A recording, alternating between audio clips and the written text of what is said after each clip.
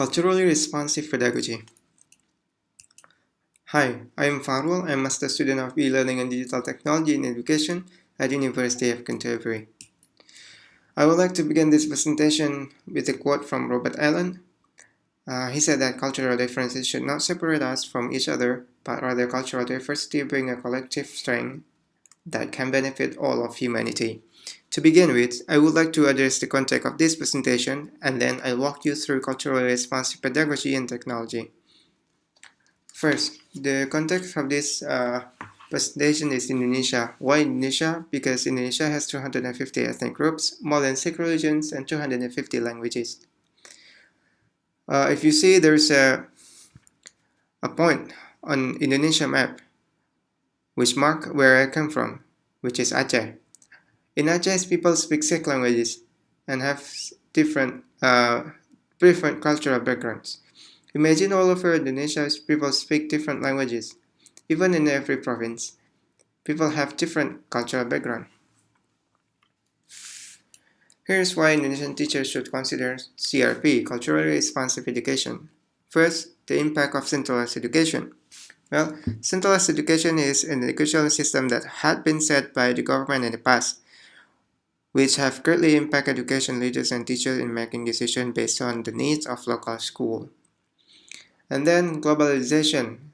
Yamashita Shinji has noted that globalization has affected today's culture's identity in Indonesia. And also Azhar 2009 have noted that there are 10 languages that have not been spoken anymore in Indonesia.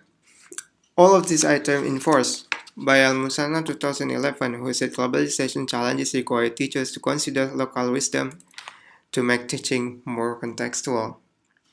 Therefore, it is important for Indonesian teachers to consider CRP as their learning approach. Okay, let's see what is CRP and how technology can make CRP a more powerful learning approach. What is CRP? If you go through research articles, you will find that CRP associated with these terms: culturally responsive teaching, multicultural teaching, equity pedagogy, social justice teaching. Theoretical background. From literature, I found that there are 3 main theoretical ingredients for culturally responsive pedagogy. First, intercultural translation. First, we need to understand the concept of culture and intercultural translation as proposed by Boventure. I quote, which consists of searching for isomorphic constant and underlying assumption among cultures, identifying differences and similarities, and developing, whenever appropriate, a new hybrid form of cultural understanding. And the second theoretical background is socio-cultural theory developed by Vygotsky, 1978, that allow us to understand learning have connection to surrounding culture. And then we might consider Paulo Freire,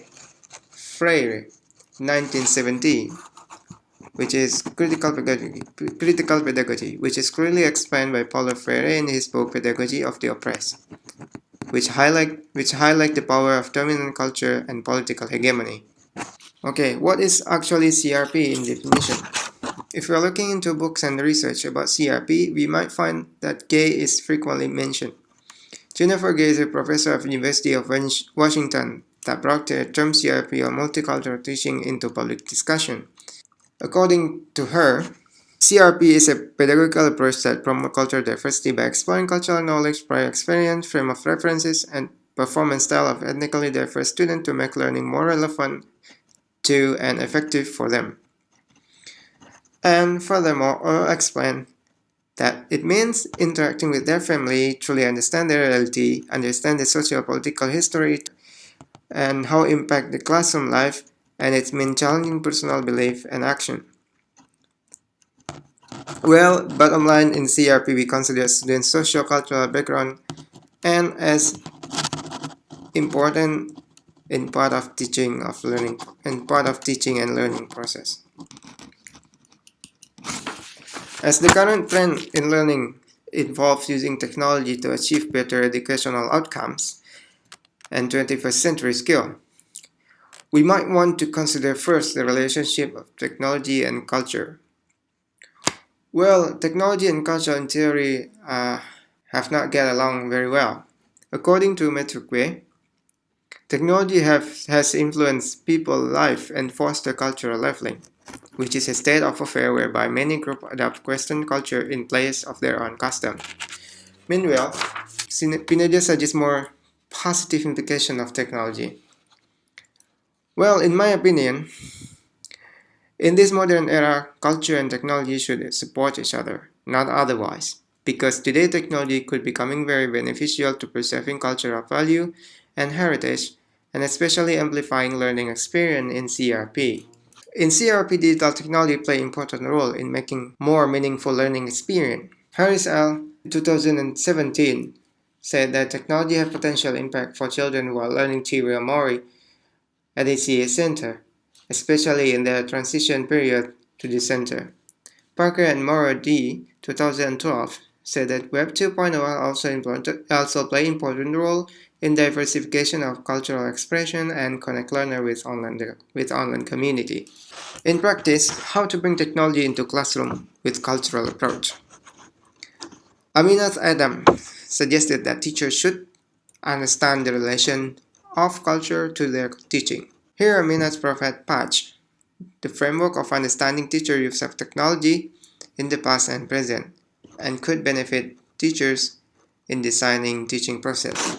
This framework is based on Amina's ethnographic research in Maldives, which can be very beneficial for teachers. Moreover, Chisholm also provides some practical use of technology in CRP context.